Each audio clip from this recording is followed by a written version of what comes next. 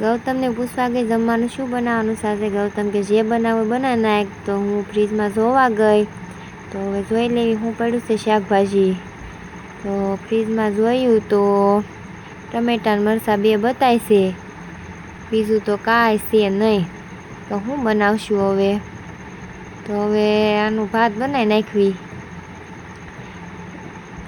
નાખવી ને હવે તો બધું સુધારવું પડશે. તો હાલો હવે સુધાર નાખવી બટેકા મરચાં ટમેટાં ને એવું. રિયાન્શભાઈ જો હવે ગૌતમ બહાર જાય છે, હારે છો બહાર જવું છે નહીં. તે ગૌતમ લઈ ગયા રીયુને બહાર. તો રીયુ તો બહાર ગયો તો ફ્રૂટી લઈને વી આવ્યો છે.